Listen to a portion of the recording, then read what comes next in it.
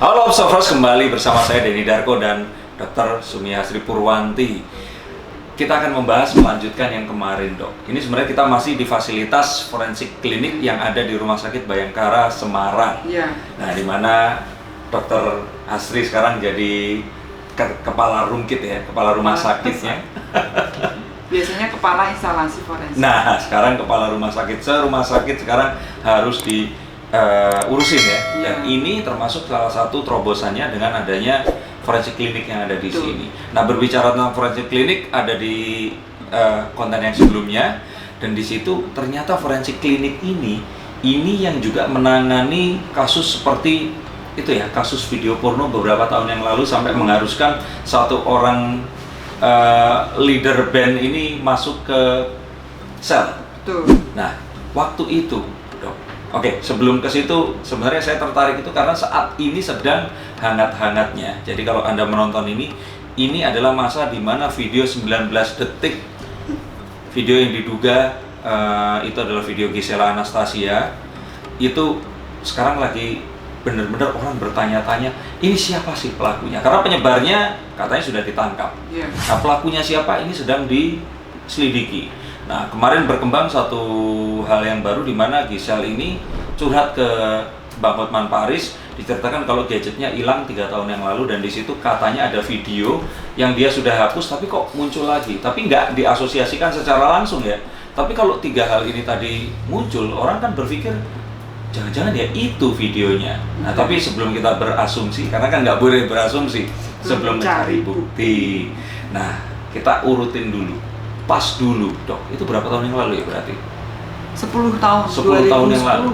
2010, masih luar biasa. Nah, 10 tahun yang lalu handphone belum secanggih sekarang dan semuanya itu beredar. Kalau saya nggak salah ingat videonya ada yang begini, terus ada satu lagi yang miring, Dok. Iya. Iya. Nah, itu waktu itu dokter tahu, itu langsung tahu nggak kalau nanti akan di-assign atau ditunjuk untuk menyelidiki itu? Nggak tahu, kebetulan waktu itu saya lagi sekolah juga. Sekolah Selapa, jadi lanjutan pendidikan di Jakarta. Okay. Dan kita karena di dalam ya nggak tahu, terus kita dibutuhkan keahliannya, diajak ke Barreskrim dan untuk mengidentifikasi dari orang-orang yang ada di video tersebut.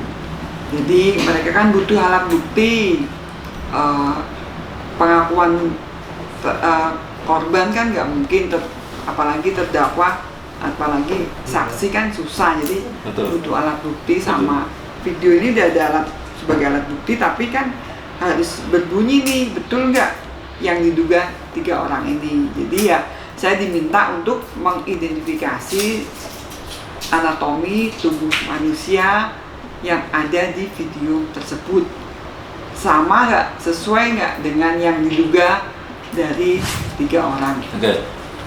Mohon maaf, berarti dokter ini sebagai seorang ahli forensik, video itu harus dicepetin, dicepetin, diteliti. Dan ya saya didampingi penyidik, kita nontonnya dipelanin, sambil dipelajari, sambil dicatat. Videonya kan low resolution kan waktu itu? Iya, lah bisa waktu itu jadi jelas, jadi kan teman-teman. Di enhance ya, dinaikkan lagi. Tapi memang proses kita meneliti video itu udah melewati dari pemeriksaan sebelumnya, dari laboratorium forensik. Jadi cuma melengkapi bukti. Iya, digital forensik. Oh, ini memang video asli, bukan rekayasa. Oh iya, ada digital forensik. Iya. Yang pertama harus membuktikan dulu kalau itu bukan video rekayasa. Betul. Nah, baru setelah itu valid, artinya itu diolah lagi menjadi barang bukti yang berikutnya lagi.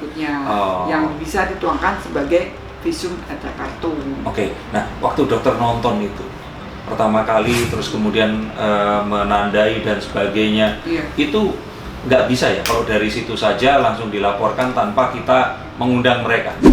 Karena pertanyaan nanti gini lah, kalau mereka diundang tapi nggak mau datang, terus bagaimana, Dok?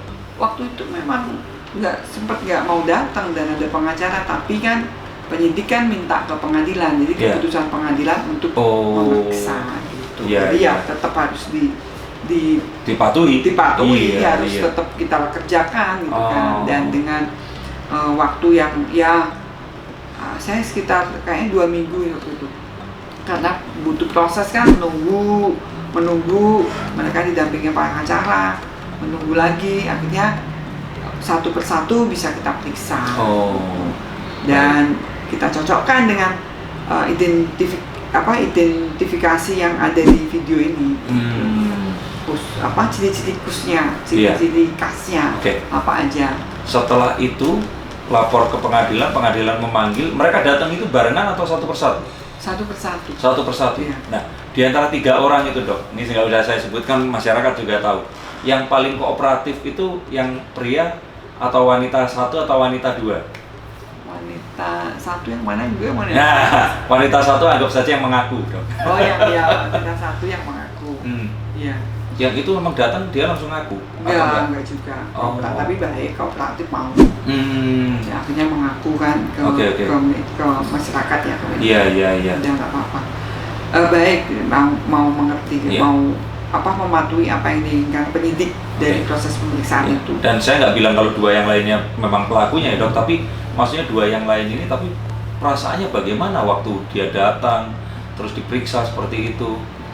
Ya, saya nggak mengamati perasaan, yang penting saya melakukan objektif itu tadi. Iya, objektif itu. Dan mereka juga tahu saya dokter, jadi ya kita periksa secara secara profesional. Iya. Itu. Dan itu pun juga didampingi sama penyidik sama pengacara mereka.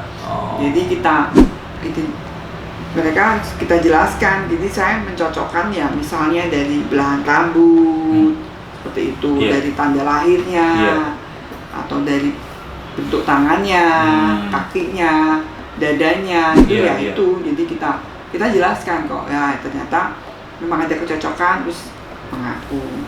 Seperti itu. Dan dokter waktu itu semuanya dicatat, itu diserahkan kembali ke penyidik. Iya, kita tuangkan dalam visum. Itu visum itu yang sampai ke pengadilan. Jadi kita menyimpulkan kan, mengambil kesimpulan bahwa memang mereka ini yang ada di dalam video ini. Nah, ke video yang 19 detik ini dok. Ini kan video ini kan muncul 10 tahun kemudian. Terus kemudian sekarang beredar. Ya, seandainya nih dari digital forensik sudah menyampaikan kalau video ini asli. Tidak rekayasa. Nah, terus ada permintaan dari pengadilan untuk melakukan itu, berarti yang dilakukan yang persis sama. Iya. Saya sudah nonton juga, jadi saya tahu gitu kan. 19 detik. Iya. Nah, tapi kan kalau yang laki-laki dan perempuan, kalau yang perempuan seandainya tahu kan disangkakannya jelas nih. Kalau yang laki-laki misalkan dia kan terlihatnya kan cuman miring ya. Iya, miring. Itu bagaimana ini? Kalau miring kayak Mas Denny kali ya. Memang kita harus pelankan lagi, harus saya fokus lagi gitu. Saya juga kan cuman rame-rame lihat, saya juga nggak nyimpen kan. Itu. Tapi kalau memang diminta ya saya kayak seperti 10 tahun yang lalu, jadi kita kita fokuskan lagi. Kalau seperti itu, terus kemudian orangnya diminta untuk datang, tapi mereka menolak karena kan misalkan dia bisa mengaku kalau itu bukan saya. Iya betul. Tapi kan polisi kan nanti minta ke pengadilan Pak. Dan kalau pengadilan memanggil itu siapapun boleh untuk datang ya? Harus datang. Harus datang, nggak bisa nolak. Harus datang yang punya kewenangan khusus di bidang hukum kan. Dan walaupun ternyata terbukti itu bukan dia pun juga ya nggak masalah ya? Nggak masalah. Memang pembuktian malah harus. Malah kalau bukan dia kan membersihkan nama. Iya. Betul. Betul. Nah, seperti dulu mungkin kasus di sini juga Jawa Tengah juga ada tuh yang di Bupati itu kan. Ada ya? Iya. Malah foto-foto kan mungkin. Iya. Jadi sama itu dokter ikut juga? Iya, itu malah itu dulu sebelum yang di Jakarta. Itu sebelum 2010 ya berarti? Iya. Itu tapi dari foto. Waktu itu berarti kalau dari foto itu waktu itu ada penyangkalan juga ya?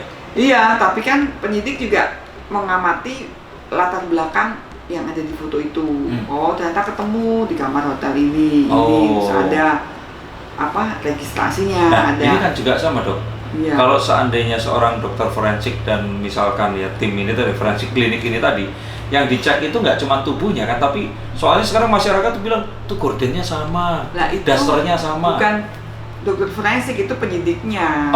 Gitu ya. Itu kalau saya tubuhnya. Yang ke dalam Jadi nanti dokter, kan rekonstruksi.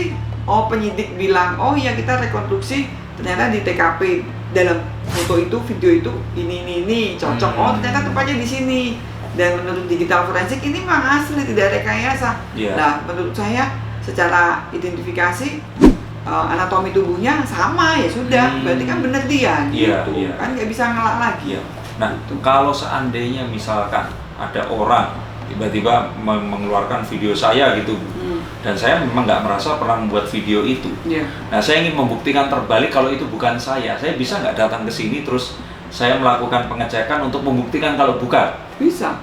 Nggak harus lewat pengadilan atau lewat kepolisian?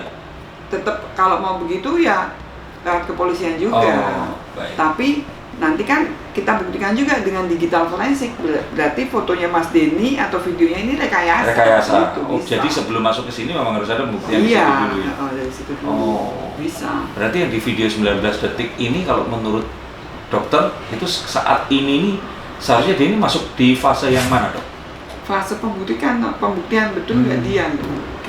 Gitu. Betul, tapi maksudnya digital atau nanti akan mengarah ke forensik juga? Digital dulu. Betul, mungkin tubuhnya memang bukan dia tapi wajahnya dia. Itu loh. Itu kan pembuktiannya digital forensik yang digabung-gabung. Karena kan bisa aja misalkan terus tiba-tiba dia seperti itu, terus tiba-tiba dia operasi aja, payudaranya biar beda, itu kan bisa aja dilakukan seperti itu. Cuman akhirnya ya tetap nggak akan bisa mengelabui ini ya, seorang dokter yang juga penyidik juga. Iya, forensik anatominya itu kan, pemeriksaan anatomi tubuh manusianya itu kan nggak bisa direkayasa. Kalau memang digital forensik bilang ini asli ya, kita tinggal lihat dari tanda-tanda di tubuhnya itu aja. Detail lautnya ya. Oke, nah Dok, berarti termasuk harusnya Dokter Hasri ini ikut menangani proses yang salah satu kalau dibilang ini Habib itu yang dituduhkan kepadanya itu zat yang mesum itu. Nah itu berarti masuknya ke forensik klinik juga? Bisa jadi kalau yang lawan mesumnya lawan chattingnya nanti dia lawan chattingnya ada profilnya, ya kan? Lah kita mengidentifikasi dari wajah dan tubuh di profil pada chatting itu. Betul nggak yang diajak chatting itu si A atau si B atau C, itu bisa. Gitu. Asal tadi lagi lari ke digital forensik ini memang dia harus buktikan dulu ya. Baru nanti kita pengen tahu siapa sih chattingnya. Fotonya ini kita identifikasi. Ternyata nama ini ya kita panggil yang diduga dia. Kita identifikasi lagi anatomi tubuhnya. Baik. Tapi tetap berarti ini bukan satu primary evidence ya. Berarti memang sebelumnya harus ada dari si digital forensik untuk meminta ini tadi untuk melengkapi bukti yang akan bisa dimasukkan itu tadi. Betul, karena kan banyak cloning di handphone kan. Iya. Bisa jadi bukan dia. Betul. Meniru dia. Apalagi dengan filter handphone seperti sekarang ini kan. Rawan tuh kan. Dan semua juga bisa di cloning kan, dari pembicaraan, dari gerak bibir. Betul. Ada aplikasinya loh, Dok, itu. Kita ngomong aja terus wajahnya langsung bisa masuk ke situ seperti itu. Saya pengen jadinya Marilyn Monroe. Nah, itu tadi kita sempat bahas dan kaitannya tentang video 19 detik ini kira-kira akan kemana. Semoga ini bisa jadi satu pencerahan untuk kita semua dan semoga apapun kasusnya ini bisa segera dipecahkan, Dok. Ya, terima kasih sudah selalu menonton Forensic File Indonesia atau Jurnal Forensik bersama saya Denny Darko dan Dr. Sumi Hasri Purwanti. Yang pasti pesan dari kami untuk para observers, untuk semua hal dalam hidup ini, ingat, jangan berasumsi sebelum mencari bukti. Baik, terima kasih dan sampai jumpa.